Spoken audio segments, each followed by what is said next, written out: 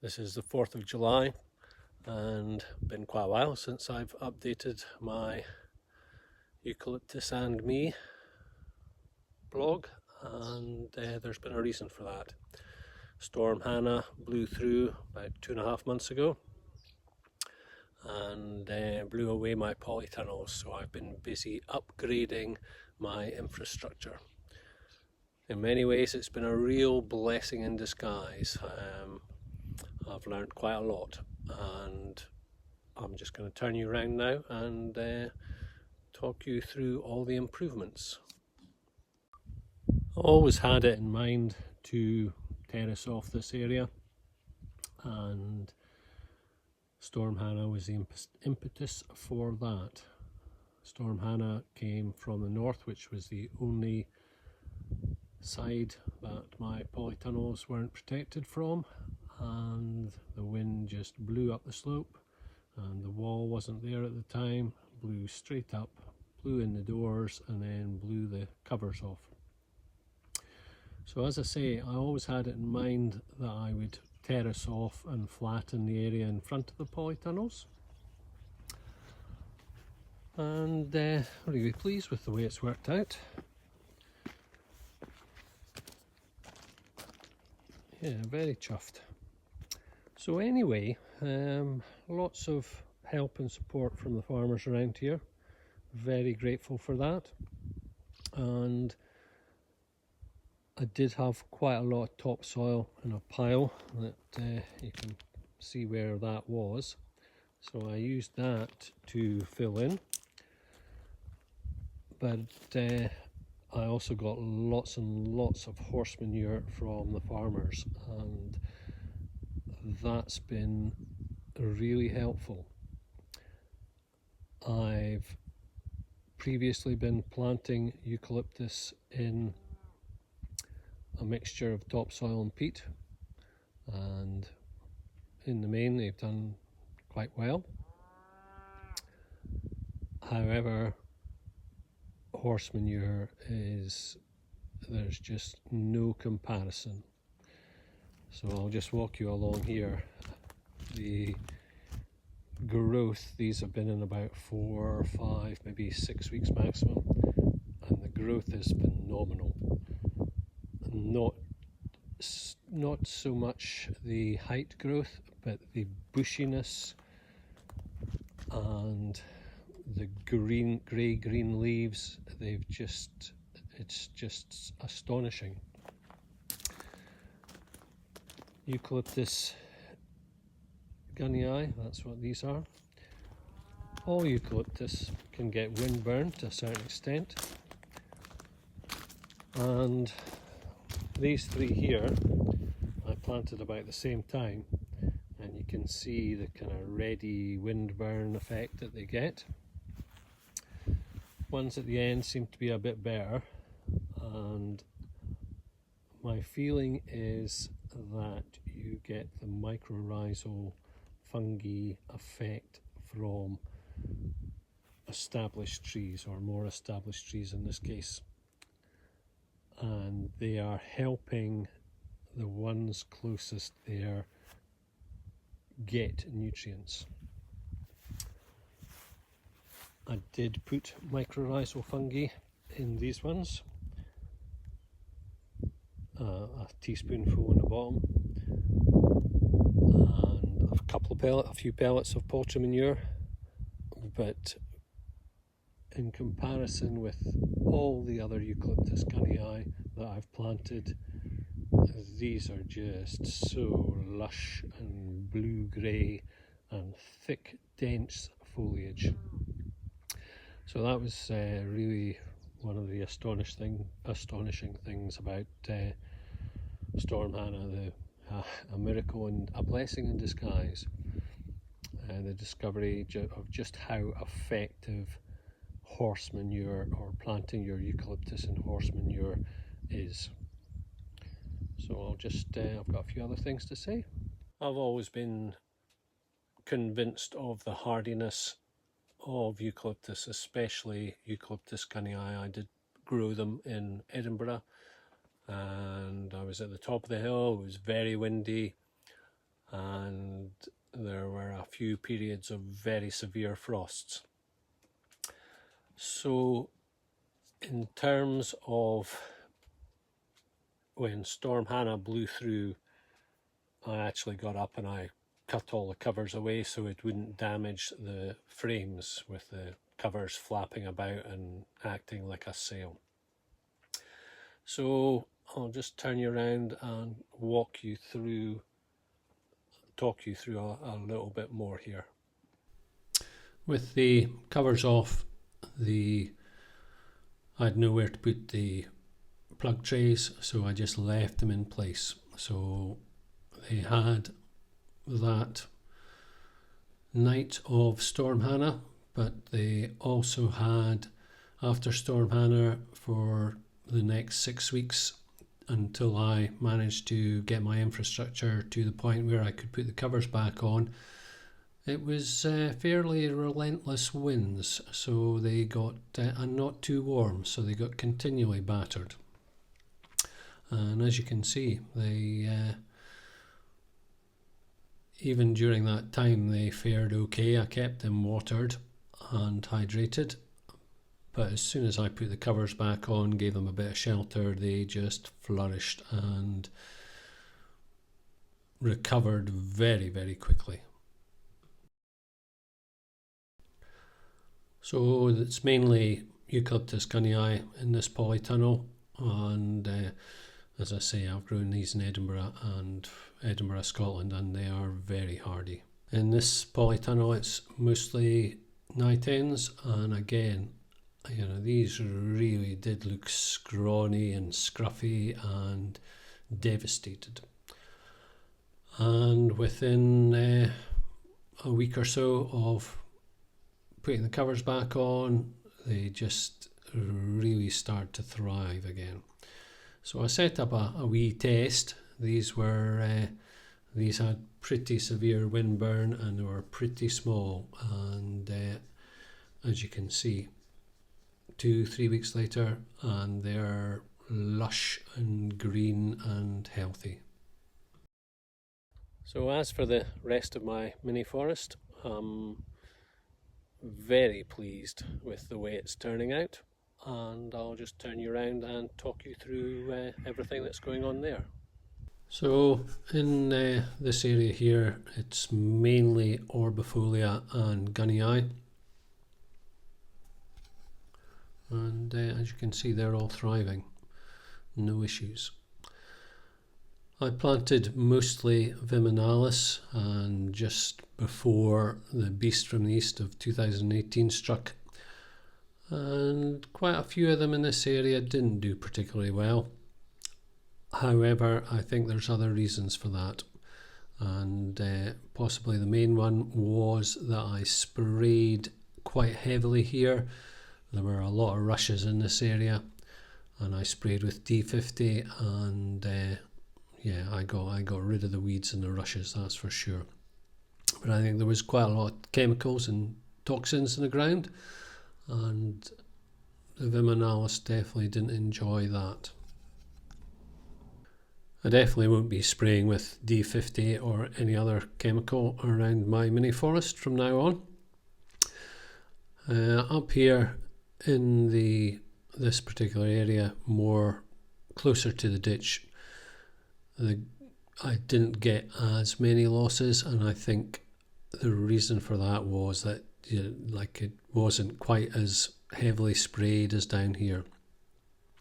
Anyway, I replaced quite a lot of the losses with Gunnii, and these were planted during the severe drought of 2018, and they are establishing quite happily. I did water them thoroughly as I planted them. I planted them in what's termed pots, so they have a small reservoir, so that when you fill up the little bowl around the plug, the water goes straight to the roots. So very pleased. These Some of these gunnii planted from polypots are 1.5 meters tall and growing rapidly. I'm very pleased with them. So this is Eucalyptus nitens, and Eucalyptus nitens look like something out of a sci-fi movie when they're in their juvenile form. I'm not sure 100% what the adult form of stem and leaves are. Certainly many eucalyptus have a juvenile and an adult form. The juvenile form of Eucalyptus gunnii is for blue-grey round leaves, and the adult form is for elongated green leaves. Anyway, I've seen some absolutely astonishing photos on Farm Forestry New Zealand of small Eucalyptus nitens forests, and the growth rate in 15 years, these are substantial trees.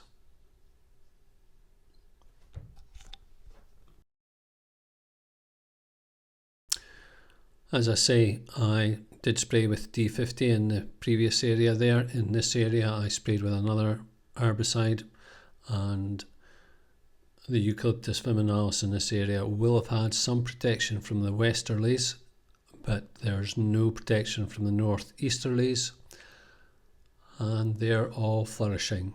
Healthy growth. The one in front of me is 2 meters tall in a couple of years, and some of the ones along the ditch I'll show you later on are well over 3 meters now and starting to really enjoy themselves. So I'm expecting some phenomenal growth out of them this year. Most of the mini forest I've planted, my intention is to use quite a lot of it as timber for firewood, logs and coppice. However, I'll keep a few specimen trees, and this Eucalyptus orbifolia is shaping up nicely, and it won't be too tall a tree, so the house isn't too far away, so I don't want anything too tall, but this looks like it. I'm definitely going to keep this one and see how it goes. The one next door to it is a gunnii. It's a couple of years old, and nice, healthy, strong growth. I would consider it to be established now. I planted this gunnii, I'm sure I've said in other videos, in December 2018, and it's established nicely. I'm very pleased. I have planted at least one eucalyptus in every single month of the year, and I've planted them in frosts. I've planted them in the drought of 2018, just before severe gales, after severe gales, and eucalyptus are not surprisingly, eucalyptus are very, very robust. Eucalyptus gunnii certainly. So the willow that you can see there have been here since I've had the house, and I suspect I remember them when I bought the house, so they were a couple of years old then, so they're probably about 5-6 years old. And you can see the viminalis, just the top of it. You'll get a better picture in a minute. That's 2 years old, and it's rapidly approaching the height of the willow. I don't have a Bluetooth mic for this video setup yet, so you're going to see a lot of pointing and gesturing. So just to let you know, these Eucalyptus viminalis are a little over 2 years old. They were sown from seed in April 2017, and it's now July 2019, and you'll see in a minute or in a moment just how well they've done. They're well over 3 meters tall, so that's more or less 1.5 meters a year. And what I'd say is I'm expecting them to start doing much better this year now that they are established. And here's a closer comparison with the willows next to them, which, as I say, I am pretty convinced are about 5+ years old. So as you can see from that last shot, the Viminalis are catching up quickly with the willow. I'm expecting, to be honest, that the Viminalis will be more or less put on a metre this year and be close to the height of the willow in half the time. I do have a separate video and page on eucalyptus and frost. I'll update a little bit here. These are the Eucalyptus gunnii from polypots that I planted during that experiment in February. This is 4 or 5 months later and they're all flourishing. These weren't exactly the pristine gunnii in polypots that I had at the time. These were the ones that I didn't think I would be capable of selling. They were the kind of substandard. As you can see, they're no longer substandard, they're flourishing. The plugs they were pretty fine to start with and they're flourishing too. I am going to, ground clearance is quite important for all small plants, and I have a new method that I'm going to try, and I'll make a separate video for that. So those were the nitens plugs, and these are the nitens in polypots that I planted during that frost experiment, and I am really pleased with all of them, especially the plugs, which have established really quickly. I'm very pleased with them, and the polypots are thriving. When I heard of and researched mycorrhizal fungi, I conducted another experiment, and perhaps there's quite a lot of mycorrhizal fungi in the soil here anyway. Getting back to the beginning of this, now becoming quite a long video, I would say that horse manure, just without a doubt. But take note, I popped in a few pellets of poultry manure and a teaspoonful of mycorrhizal fungi with every polypot plant.